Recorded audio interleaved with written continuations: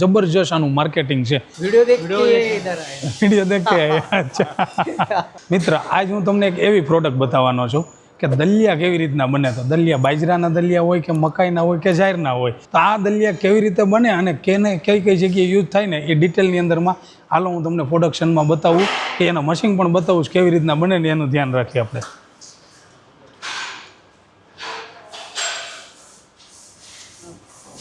કેમ છો? मशीन देखने के लिए आए। कहाँ से? बॉम्बे से, महाराष्ट्र। महाराष्ट्र कौन सी जगह? हाल लेता जाओ थाने। थाने? अच्छा थाने तो मैं अभी आया था, हमारा एक शोरूम है ना। देखा है ना शोरूम? है? वीडियो देख के इधर आए। वीडियो देख के आए। अच्छा कोई बात नहीं, मैं इधर ही हूँ। તમે જોયું કે અત્યારે અમારું શૂટિંગ હાલતું હતું લાઈવ, તો આ મહારાષ્ટ્રથી કસ્ટમર આવ્યા હતા 4-5 લોકો થાનેથી। તો એ લોકોને પણ યુટ્યુબના વિડીયો, ફેસબુકના વિડીયો જોઈ અને અત્યારે જ અમારી કંપનીની વિઝિટ કરવા આવ્યા છે અને ગૂગલ ઉપરથી એને લોકેશન લીધું। યુટ્યુબનો વિડીયો તો જોયો જ અને એમાંથી ગૂગલ ઉપર લોકેશન જોઈને ડાયરેક્ટ અમારી કંપનીમાં પહોંચી ગયા કે લાવો આટોમાઇઝની અંદરમાં કેવા મશીન બનાવે છે અને સરપ્રાઈઝ આપી કે એ અચાનક જોવા આવ્યા હતા અને જોઈને ખુશ થઈ ગયા। હમણાં આપણે એની મુલાકાત કરીએ।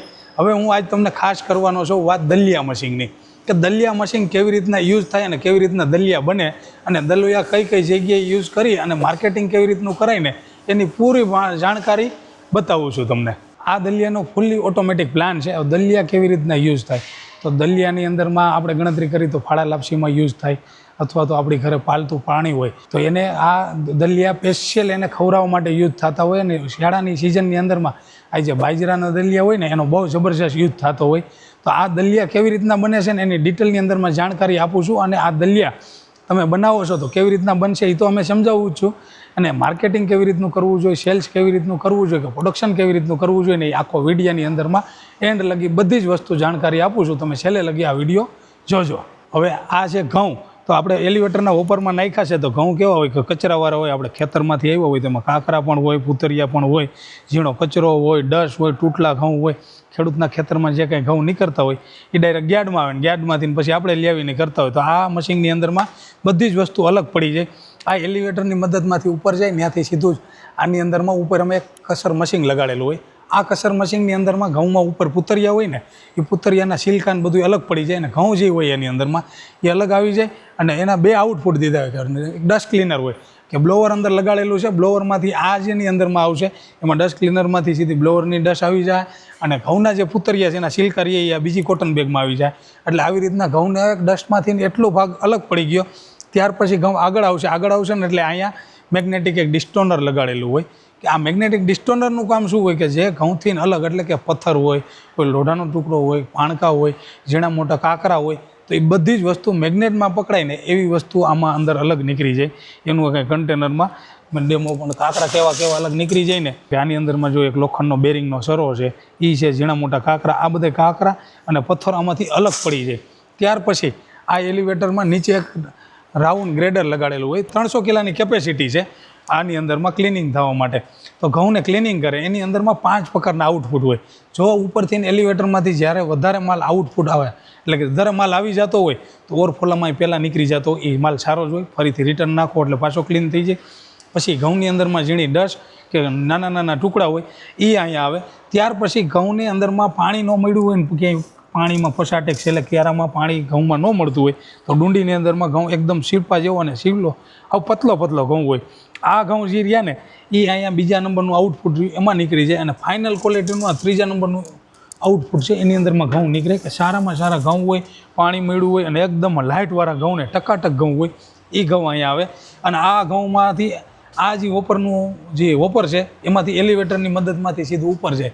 ત્યાર પછી આવડું આ એની સાથે 10 HP એક દલિયા મશીન લગાડેલું છે। તો 10 HP દલિયા મશીનનું કામ શું હોય કે દલિયા એટલે કે ઘઉંના દલિયા બનતા હોય એવી જ રીતના બાજરાના પણ દલિયા બને, એવી જ રીતના મકાઈના પણ દલિયા બને અને એવા ચોખાના પણ દલિયા બને અને આ દલિયા ઘણી પ્રકારે યુઝ થતા હોય અને જબરજસ્ત આનું માર્કેટિંગ છે કે હરેક સિટીની અંદરમાં, ગામમાં, તાલુકામાં લાપસી જ્યાં બધા ખાય અથવા તો લાપસી બનાવતા હોય ત્યાં દલિયાનો યુઝ થતો હોય। તો આ દલિયા કેવા છે તો દલિયાની હું વાત કરું કે દલિયા 3 ક્વોલિટીના નીકળે।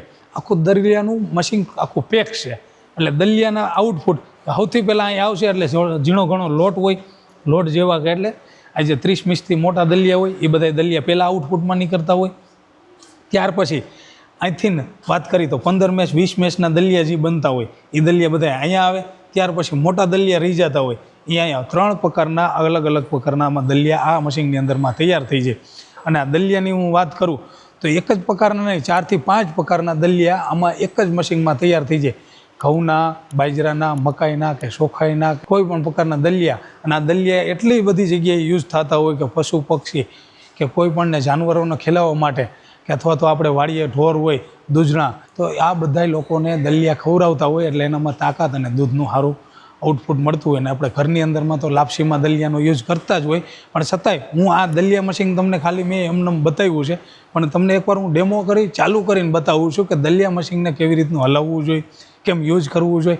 અને દલિયાની અંદરમાં પૂરી જાણકારી મળી જાય. પણ તોય આ 10-15 મિનિટનો વિડીયો હોય ને એમાં બધું આપણે બતાવી ન શકતા હોય. તમે જો અમારી કંપનીમાં આવો અને તમે અહીં આવીને જોવો અડધો કલાક 1 કલાક તો તમને સાચો આઈડિયો આવે કે શું મશીનની ખાસિયત છે, મશીન કેવું છે અને કેટલું ઓટોમેટિક હાલી રહ્યું છે.